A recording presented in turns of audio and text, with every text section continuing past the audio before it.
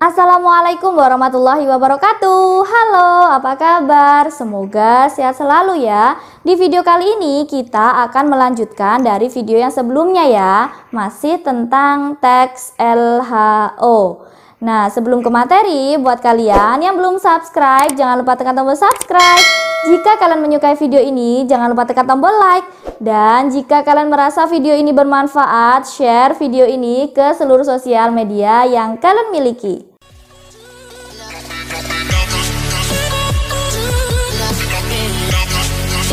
Baik, di video kali ini kita akan belajar bersama tentang struktur dan aspek kebahasaan di dalam teks LHO. Nah, seperti yang telah kita ketahui bahwa setiap teks memiliki struktur yang berbeda-beda sebagai ciri khas sebuah teks. Begitu pula dengan teks LHO.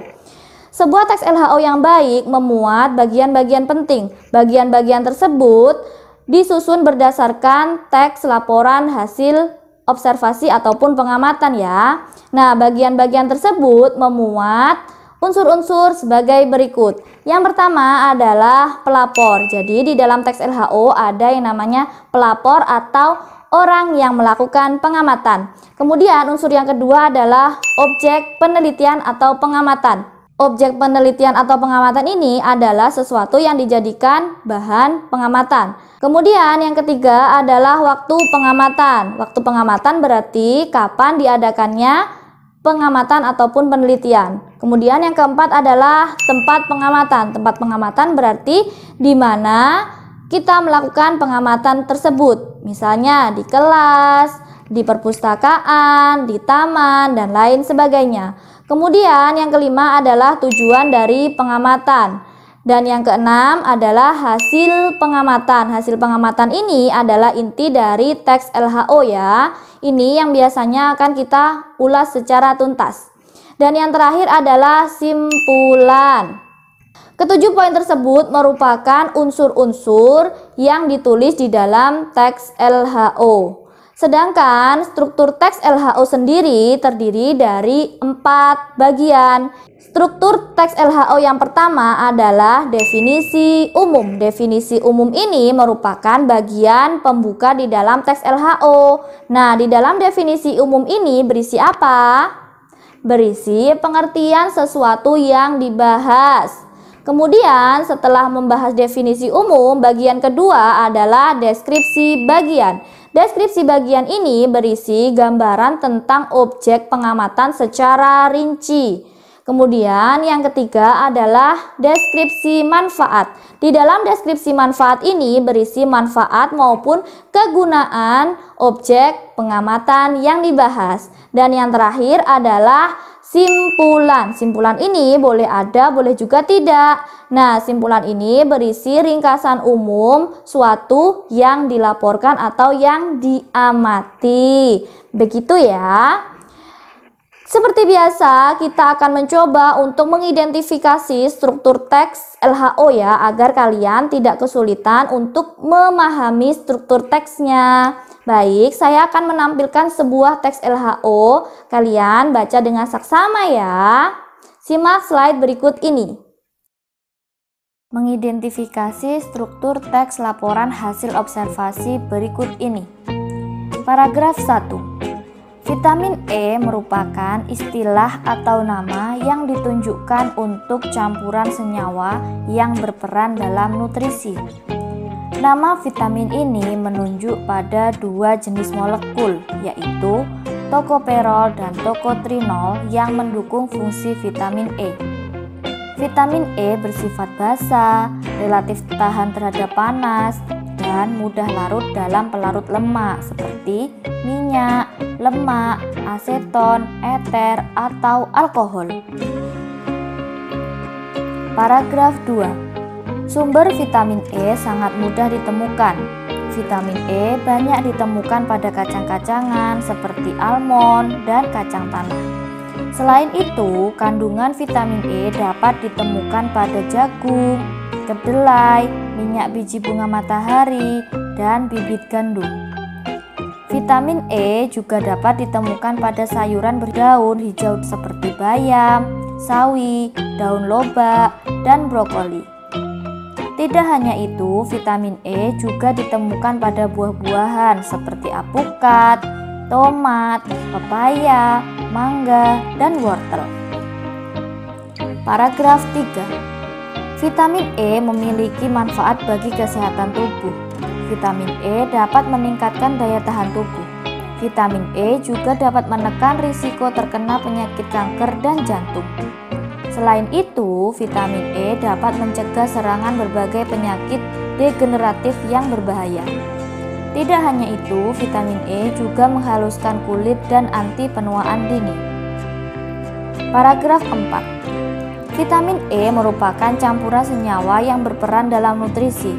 Vitamin E mudah ditemukan pada kacang-kacangan, sayuran hijau, dan buah-buahan. Vitamin E memiliki banyak manfaat bagi kesehatan tubuh. Teks ini merupakan teks laporan hasil pengamatan ya. Coba kita identifikasi struktur teksnya. Paragraf pertama merupakan bagian apa? Ayo. Bagian pertama adalah deskripsi umum. Benar, karena di sini memuat bagian pembuka yakni pengertian tentang vitamin E. Kemudian paragraf kedua merupakan deskripsi bagian. Kenapa? Karena di paragraf kedua ini berisi gambaran tentang objek pengamatan secara rinci. Kemudian paragraf ketiga berarti deskripsi manfaat karena berisi manfaat atau kegunaan dari vitamin E. Dan paragraf terakhir atau paragraf keempat merupakan simpulan atau ringkasan umum dari vitamin E. Bagaimana? Mudah bukan tentang mengidentifikasi struktur teks LHO?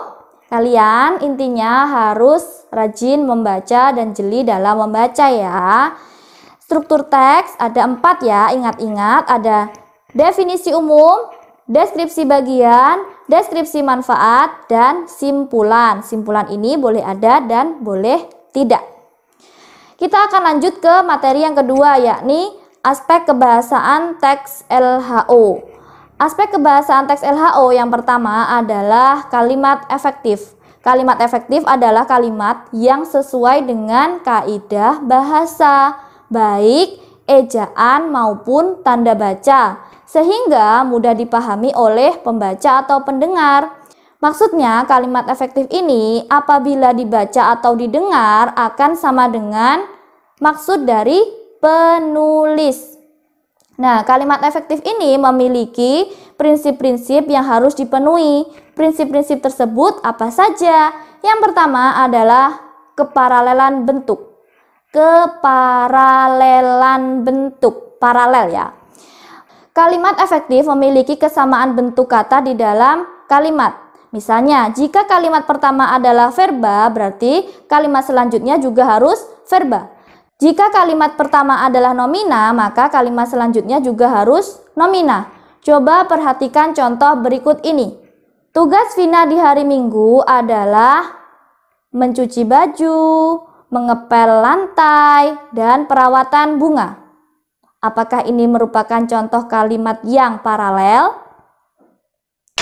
Tidak. Ada yang janggal di mana? Perawatan. Seharusnya kata yang digunakan adalah merawat.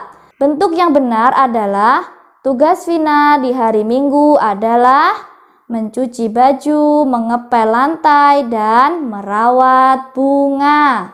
Kemudian prinsip yang kedua adalah kesepadanan struktur. Nah, di dalam satu kalimat harus ada yang namanya subjek dan predikat yang jelas.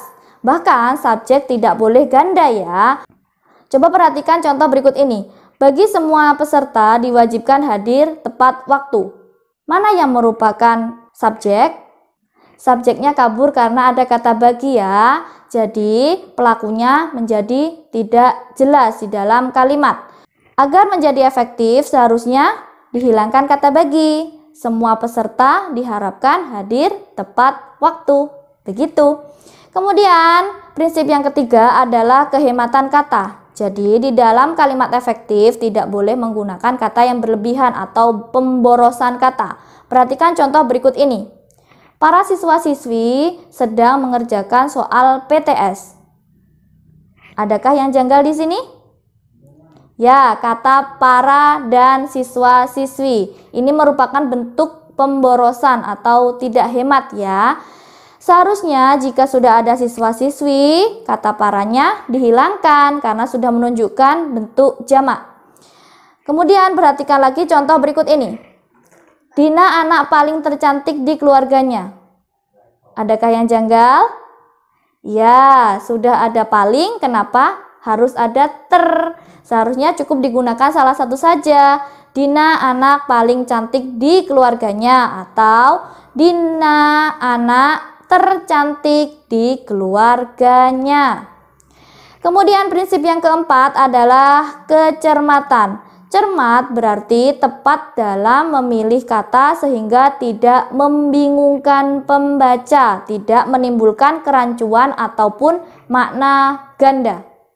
Kemudian prinsip yang kelima adalah ketegasan. Kalimat efektif memberikan penegasan kepada ide pokoknya, sehingga ide pokok menonjol di dalam kalimat.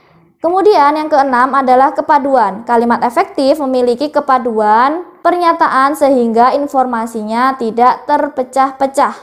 Dan yang terakhir adalah kelogisan. Maksudnya kalimat efektif dapat diterima atau dimengerti oleh akal dan sesuai dengan PUEB atau Pedoman Umum Ejaan Bahasa Indonesia.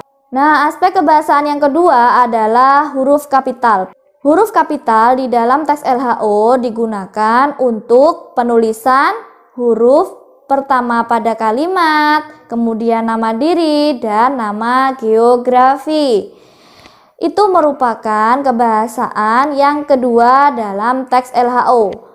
Aspek kebahasaan yang ketiga adalah tanda koma. Tanda koma dipakai di belakang kata penghubung di awal kalimat. Misalnya, jika, tanda koma, bla bla bla bla bla. Dengan demikian, koma, bla bla bla bla bla. Selain itu, tanda koma, bla bla bla bla bla. Dan lain sebagainya. Selain itu, tanda koma dipakai untuk menunjukkan perincian. Misalnya, vitamin E dapat ditemukan di buah-buahan seperti alpukat, pepaya, mangga, dan wortel. Seperti itu ya. Kemudian aspek kebahasaan yang keempat adalah tanda titik. Tanda titik biasanya digunakan untuk mengakhiri kalimat dan untuk penulisan angka. Kemudian yang terakhir adalah imbuhan asing. Imbuhan asing meliputi awalan asing. Awalan asing sering digunakan pada istilah-istilah bahasa Indonesia. Dalam laporan hasil observasi sering digunakan awalan asing. Awalan asing tersebut misalnya anti, bi, de, ekstra, hiper, in, dan infra. Contohnya antioksidan, bilateral, dehidrasi, ekstrakurikuler, dan lain sebagainya. Kemudian yang kedua, imbuhan asing berupa akhiran asing, is dan isasi. Akhiran is memiliki makna bersangkutan dengan. Akhiran is merupakan adaptasi dari bahasa Belanda dan bahasa Inggris. Akhiran isasi menyatakan proses atau menjadikan sesuatu. Akhiran isasi merupakan adaptasi dari bahasa Belanda dan bahasa Inggris.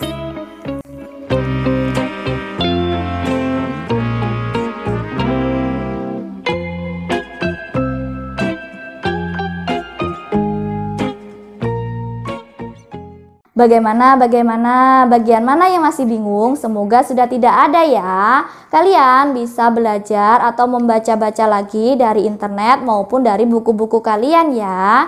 Sekian video dari saya. Apabila ada kekurangan materi, saya mohon maaf. Dan apabila lisan ini masih banyak salah, saya juga mohon maaf yang sebesar-besarnya. Harapan saya video ini dapat bermanfaat dan bisa membantu kalian dalam proses pembelajaran jarak jauh.